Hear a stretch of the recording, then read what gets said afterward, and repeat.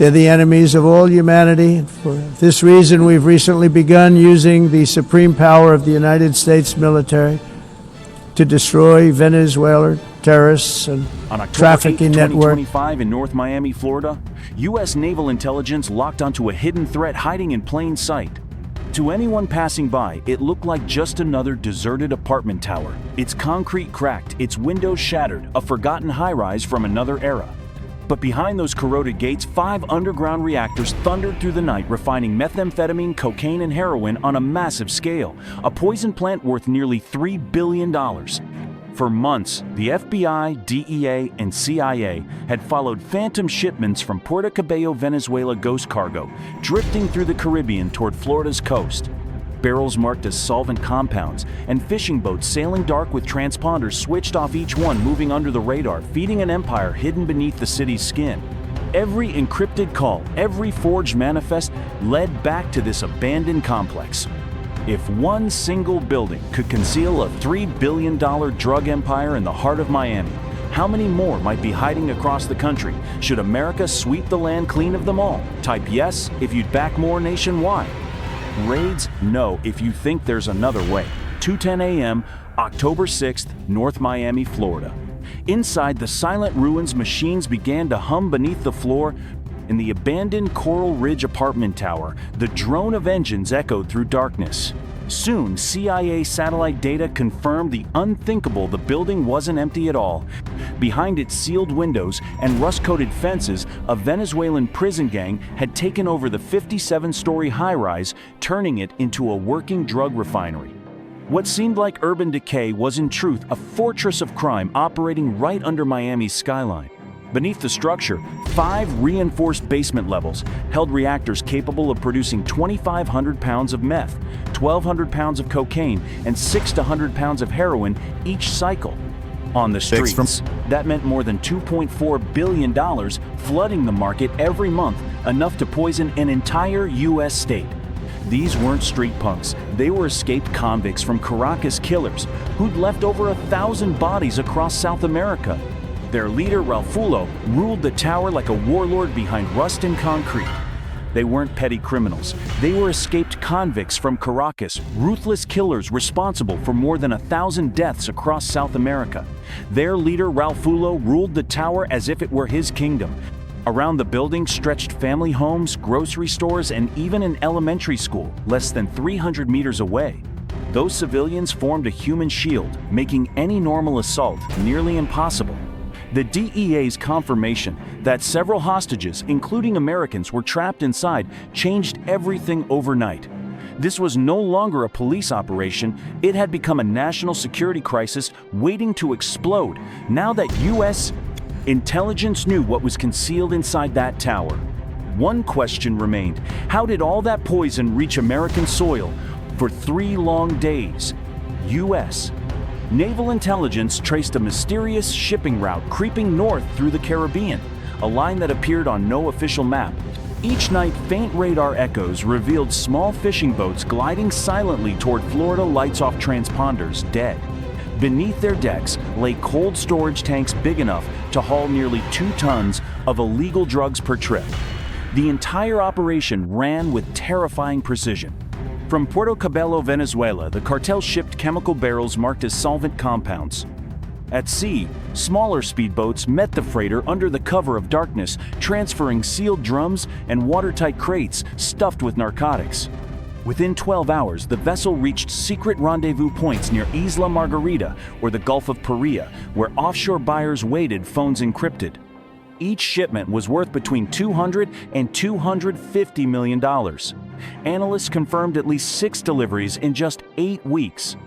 If the pattern held, the cartel could move more than 20 tons of drugs into the United States every single year, over 100 million deadly doses.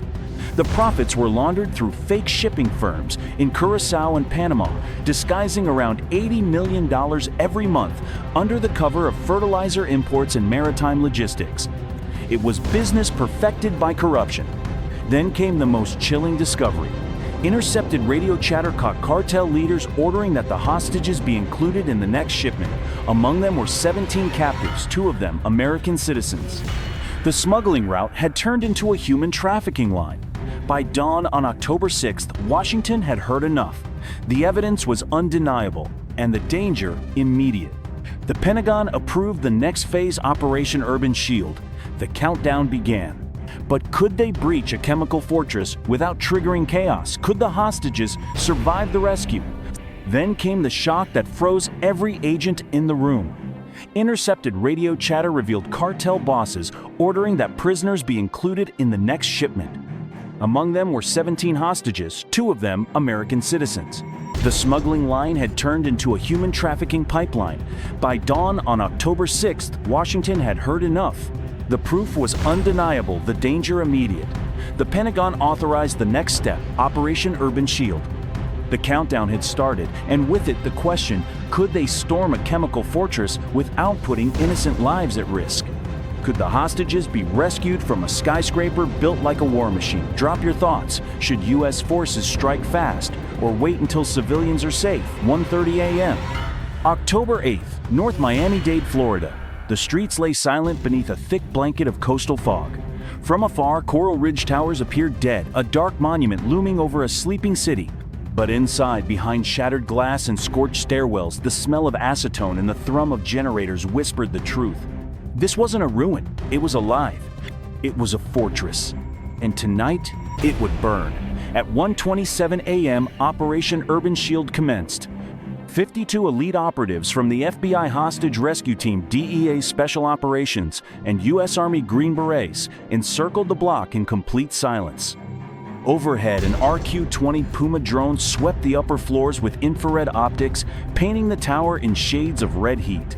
On the thermal feed, the building glowed like a furnace. 67 armed figures packed into narrow corridors, some guarding chemical vats, others stationed near the terrified hostages. At 1:31 a.m., the command echoed through the radio, "Execute." From the rooftop, a rappel team slid through shattered vents into smoke and darkness. On the ground, 2 strike teams hit the west and south wings at once, using silent hydraulic breaches instead of explosives to avoid sparking a chain reaction inside. Within moments, chaos exploded. Automatic gunfire ripped through the air, 7.6 2mm rounds from an AK-103 slamming into concrete, knocking an agent flat. The air filled with the reek of ammonia, gunpowder, and fear. The battle had begun. Inside the tower, pandemonium erupted. Automatic bursts echoed through concrete halls.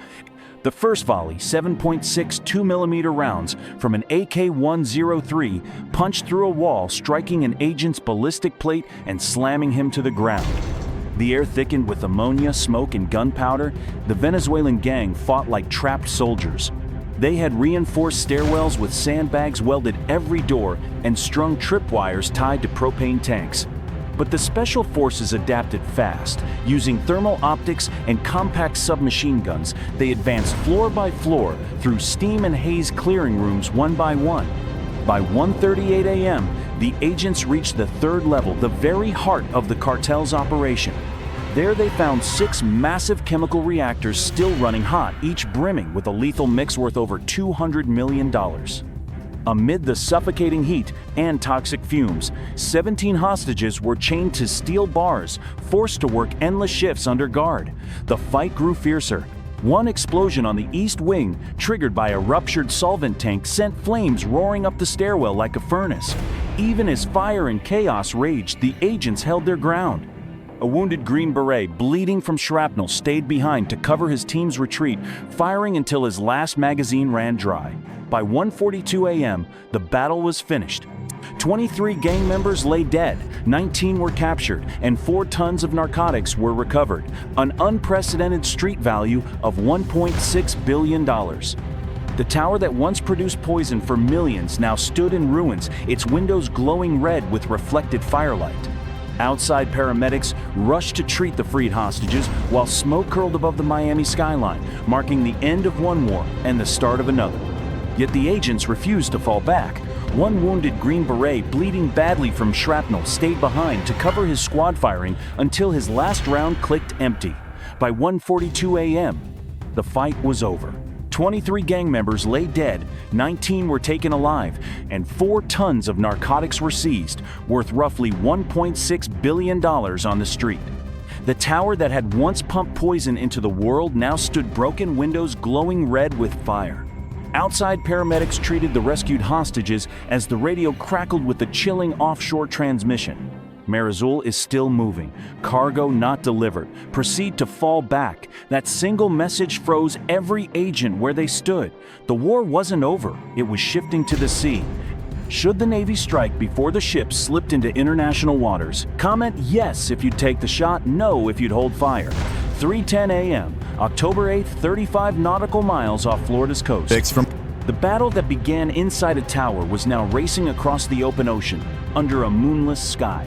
From the intercepted signal, U.S. Naval Intelligence confirmed the freighter Marizul was fleeing north, a rusted trawler hauling 1.9 tons of methamphetamine and $80 million in cash. It was escorted by 2 high-speed boats armed with heavy machine guns. If the vessel reached international waters, the United States would lose it forever.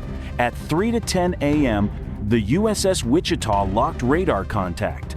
Gulfstream winds screamed at 40 knots, waves rising like black walls. The freighter's engines thundered at full power, its heat signature blazing on infrared only 20 meters away, and closing fast. Overhead, a P-8, a Poseidon patrol aircraft, tracked every move, relaying coordinates to 2 Coast Guard cutters racing in from the west. At 3:19 a.m., the pursuit closed to just 3 nautical miles. The sea turned into a war zone. The escort boats opened fire with 12.7mm cannons carving white scars across the waves. The Navy struck back precise, measured bursts from its deck guns. Within minutes, 1 escort erupted in flames, ammunition detonating like rolling thunder under the night sky. The second speedboat veered off course, engines dead, swallowed by smoke and saltwater. The freighter pressed on its hull, trembling under the weight of 53 barrels packed with pure narcotics enough to supply several U.S. cities for an entire year. When the boarding teams closed, the crew ignited fires below deck to erase the evidence. Temperatures soared past 1,000 degrees Fahrenheit as toxic vapors curled through the corridors. Operators forced open hatches through choking smoke and blistering heat. At 3:38 a.m., Marizul was finally secured. 11 smugglers were dead, 6 captured alive, and nearly 2 tons of drugs recovered. The ocean glowed red with the ship's burning reflection. By sunrise, the radios went silent. The smugglers' flagship was gone, consumed by flame. Yet satellite analysts soon detected something even darker, 4 more vessels tracing the same route north. The sea had swallowed one empire, but beneath its calm surface, another was already taking shape. The wreckage of Marizul smoldered over the Atlantic, its glow fading into daylight. The message was unmistakable: this wasn't the end. It was only the beginning of a new front in a war that had left the land and now claimed the ocean too. By sunrise, the radios went quiet. The smugglers' flagship was gone, burned to the waterline. Yet analysts tracing satellite data uncovered something chilling: 4 more ships traveling the same route north. The ocean had devoured one empire, but another was already rising beneath those waves. October 9th, as the Gulf Stream smoke cleared, it was obvious the war hadn't ended. It had only evolved. The wreck of Marizul drifted half-sunk its hull, scorched and deck littered with twisted steel drums and charred bundles of cash. But its deadliest weapon wasn't fire, it was silence. Inside the sea's data drives lay the full anatomy of a criminal empire. Forensic teams in Miami decrypted 2.4 terabytes of information, and what they found was staggering: 5 shell corporations, 9 cargo vessels, and $93 million funneled through offshore accounts in Panama, Curacao, and Hong Kong. The documents mapped every link in the chain, from the drug labs of Venezuela to the refineries in Florida and the distribution routes feeding 14 American cities. Left unchecked, this network could have generated over $5 billion a year, rivaling the GDP of smaller nations. But behind those numbers were human lives. Among the rescued hostages, 2 American engineers told investigators they'd been kidnapped in Venezuela and forced to maintain the chemical reactors beneath Coral Ridge. Their hands were burned raw from meth oil, their pay barely $20 a week. Their testimony shifted the case from a narcotics bust into a full-blown crime against humanity. Their words revealed a system not just of drugs and money, but of slavery and fear hidden beneath the bright lights of Miami's skyline, thriving in the shadows of greed. By October 11th, a joint U.S.-Colombian task force struck back. 72 bank accounts were frozen, 9 vessels impounded, and 27 arrests made across 3 countries. Colombia's president called it the first industrial-scale defeat of an organized cartel. In Washington, the message rang clear: the war on drugs had entered a new phase. The enemy no longer hid in jungles or wore gang tattoos. Now it wore suits, managed spreadsheets, and ran operations like a corporation. The battlefield had moved from the streets to the boardrooms of power. As dawn broke over Miami Harbor, cranes lifted the scorched remains of Marzul from the Atlantic. The sea lay still again, but its silence carried weight. What began as a raid on an abandoned tower had exposed a global engine of greed. The Atlantic shimmered gold beneath the rising sun, and for a fleeting moment it felt as if justice itself had surfaced from the deep. October 12th, Miami awoke quietly to a new world. The headlines blazed, and for the first time, the faces behind the story would finally be seen. 17 hostages, 2 Americans, 13 Colombians, and 2 Filipinos stepped off a U.S. Air Force transport at Homestead Air Reserve Base, wrapped in silver blankets and silence. Their rescue just 72 hours earlier had cost $180 million in combined military and intelligence operations. Yet their freedom carried a worth no number could define. It had redrawn the geopolitical map of an entire region. In Washington, the president addressed the nation, promising to expand joint naval patrols, with Colombia, Panama, and Trinidad and Tobago turning the Caribbean into a defensive wall against transnational cartels. Within hours, diplomatic cables flashed across capitals. Venezuela's acting government denied any involvement, but intercepted intelligence proved cartel protection from corrupt officers inside Portocabello's military port. The fallout was immediate sanctions on 5 Venezuelan generals, asset freezes in Curacao, and a temporary suspension of trade routes tied to drug money laundering. Across Latin America, political shockwaves rippled outward. Colombia hailed the operation as a message written in fire. In Panama, lawmakers demanded stricter maritime oversight after uncovering falsified cargo manifests linked to Mar Azul. Even the Philippines joined the coalition, sending maritime advisors to the Caribbean. For the hostages, freedom came with a heavy heart. 2 were flown to Bogotá aboard a U.S. Air Force C-17, welcomed by tearful families and national applause. The 2 Americans were taken to Walter Reed Medical Center, their lungs scarred from chemical exposure. Behind closed doors, CIA analysts questioned them for 18 straight hours. Their testimony became the key to dismantling what remained of Rodolfo Marquez's empire. By October 14th, the operation that began in a crumbling Florida tower had evolved into a global case study in precision, where intelligence, courage, and moral duty fused into one mission. The flames had died out, but their meaning endured. From the burning floors of Coral Ridge Towers to the twisted hull of Mar Azul, the mission had proven one undeniable truth: when chaos rises, America stands firm. It took months of planning, countless risks, and silent sacrifices, yet the operation exposed a criminal network stretching across oceans and borders. What started as a single raid had transformed into a message heard around the world: the United States will defend its people anywhere, at any cost. But the war itself wasn't over. New routes would grow, new syndicates would rise, and the battle for justice would move into quieter places hidden within the vigilance of those who refuse to look away. Evil evolves, but so does courage. And as long as the men and women of the FBI, DEA, and U.S. Armed Forces keep watch, freedom will never fade. If you believe their story matters, share and help keep their courage alive. Because in every shadow where corruption breathes, someone must stand against it. And sometimes that stand begins with a single act of bravery that reignites the meaning of freedom itself. Behind sealed doors, CIA analysts continued debriefing for hours, piecing together every thread of Rodolfo Marquez's shattered empire. By October 14th, what started inside a decaying Miami high-rise had become a worldwide example of coordination, where intelligence, precision, and moral resolve merged into a single mission. The flames may have dimmed, but their legacy burned brighter than ever. From the ruined floors of Coral Ridge Towers to the charred hull of Marizul, this operation proved one lasting truth: when chaos rises, America does not waver at answers.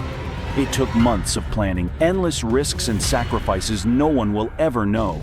Yet it exposed a criminal empire that spanned continents and oceans. What began as a midnight raid became a message to the world: the United States will protect its people anywhere, at any price. But victory is never permanent. New roots will form, new cartels will rise, and the fight for justice will shift into quieter corners hidden in cities, ports, and digital shadows. The war on corruption doesn't end. It adapts, and so must those who stand against it. Evil evolves, but so does courage, and as long as the men and women of the FBI, DEA, and U.S. Armed Forces keep watch, freedom will never fade. Their vigilance is the thin line between order and chaos. If you believe their story deserves to be heard, like, share, and help keep their bravery alive. Because every act of defiance, no matter how small, lights the way forward. And sometimes that light born from fire reminds the world that freedom endures not by chance, but by the strength of those who refuse to surrender.